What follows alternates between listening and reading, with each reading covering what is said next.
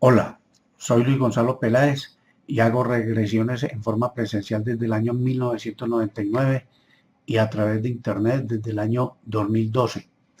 En este caso vamos a tratar sobre qué es la hipnosis.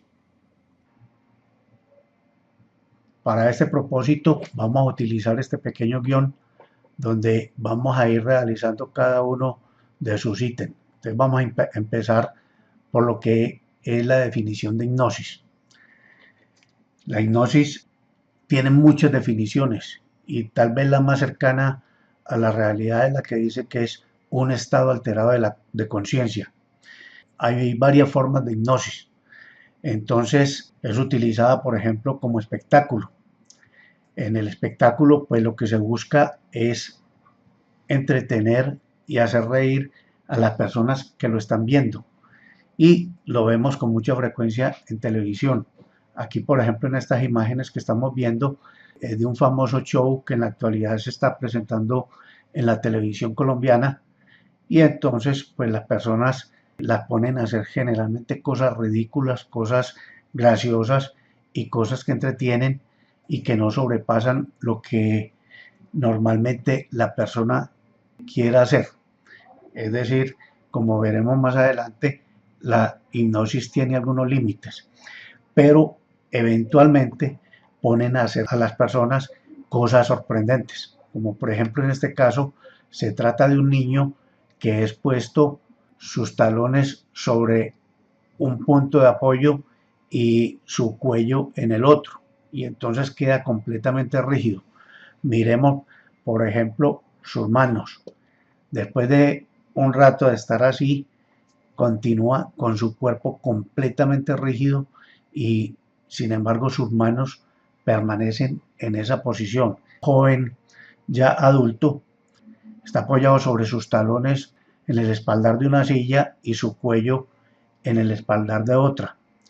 En este caso, pues el hipnotizador fue muy conservador o tal vez con mucha duda, pero perfectamente se podría haber sentado o parado sobre el estómago de esta persona y esa persona resistir. Se ha visto, por ejemplo, mujeres que generalmente pues tienen una fortaleza física mucho menor a los hombres, donde personas de bastante peso se les paran o se les sientan encima y permanecen completamente rígidas. Miremos también en este joven la posición de las manos, están completamente paralelas a su cuerpo y permanecen así durante un buen tiempo. Esto lo puedes ver inclusive en algunos videos de YouTube donde hay muchas demostraciones. La otra utilización de la hipnosis es por parte de la policía o los gobiernos de varios países. ¿La utilizan para qué? Simplemente para tratar de que algún testigo o alguna persona que haya participado en la escena de un crimen, aunque sea en forma visual, pueda recordar detalles de esa escena. Entonces hipnotizan a una persona, no al criminal, porque ya vamos a ver qué es lo que sucede si fuera el criminal. Entonces esa persona puede recordar esos detalles, como volver a ver esa escena del crimen casi que en cámara lenta y poder recordar esos detalles de esa escena. La otra utilización de la hipnosis es la hipnosis clínica, que como su nombre lo dice, trata de sanar o buscar la sanación de enfermedades o de problemas psíquicos o físicos de las personas. En la imagen anterior veíamos una hipnosis en forma presencial y aquí vemos una hipnosis a través de internet. O sea que no hay límites de espacio cuando se tiene esta gran herramienta que es el internet.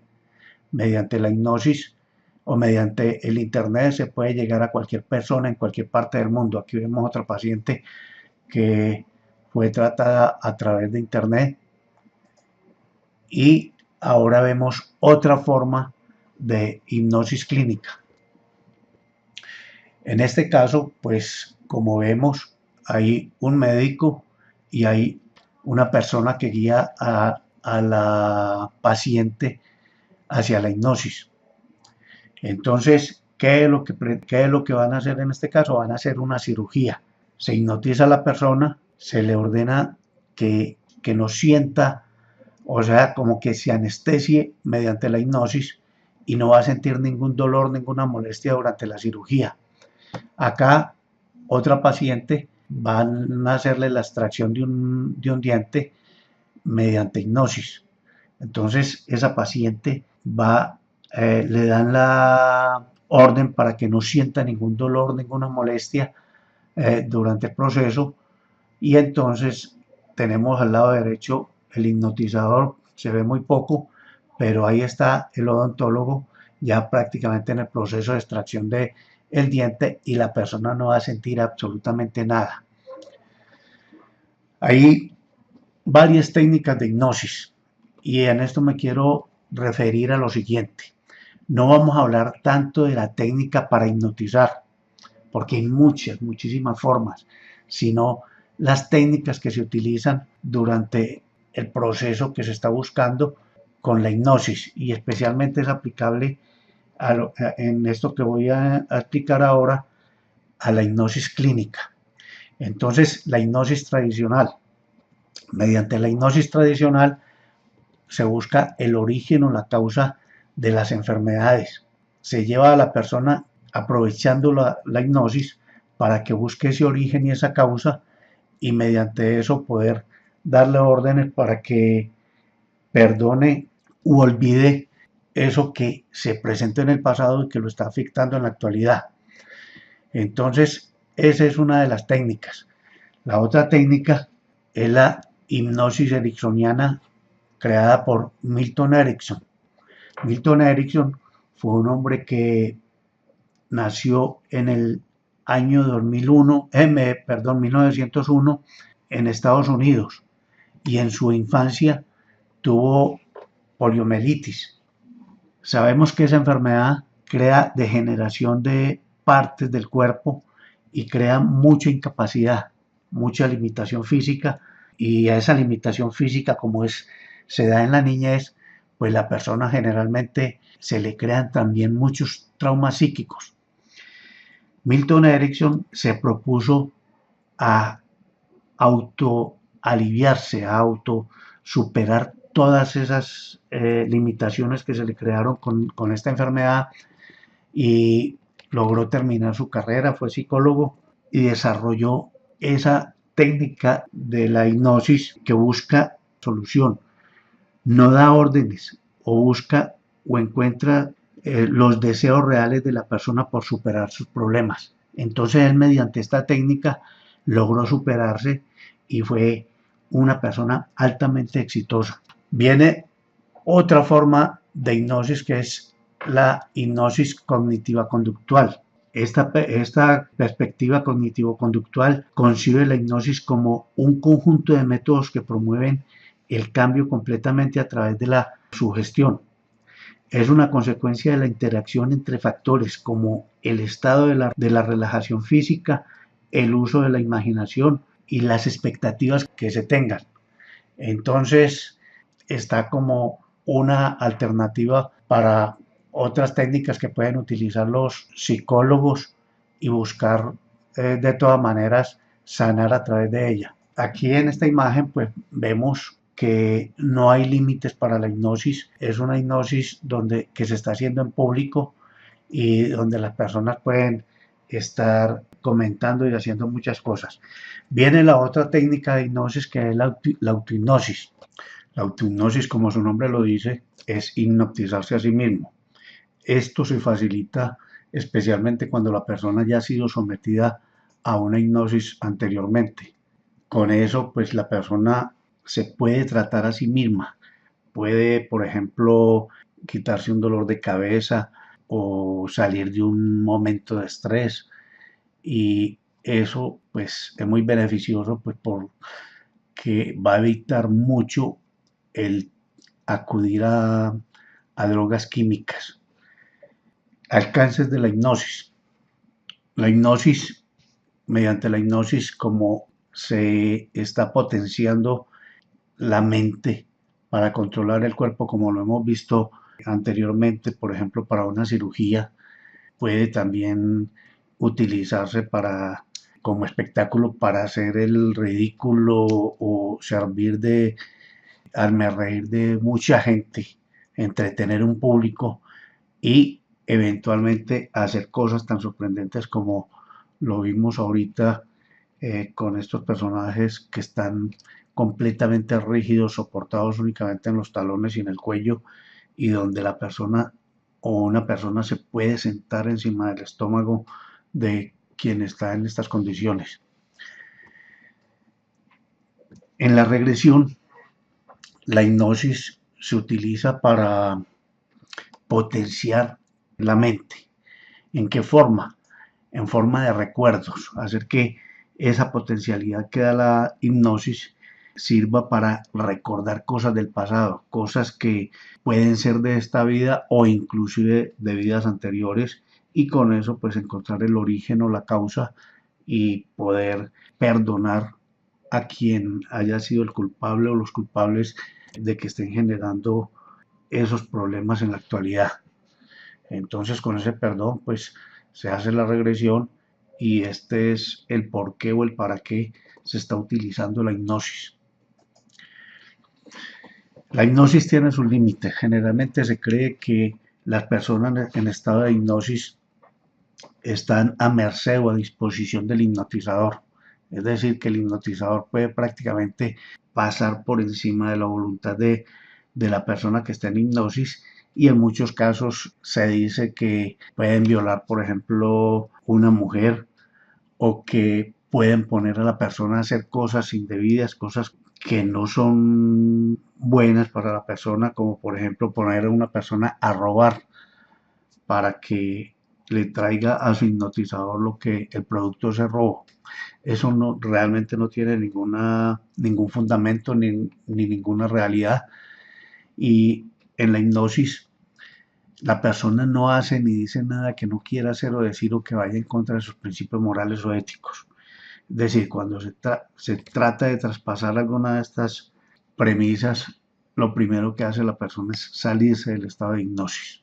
Entonces, no es posible hipnotizar a una persona para ponerla a hacer cosas indebidas, cosas que van en contra de sus principios morales o éticos.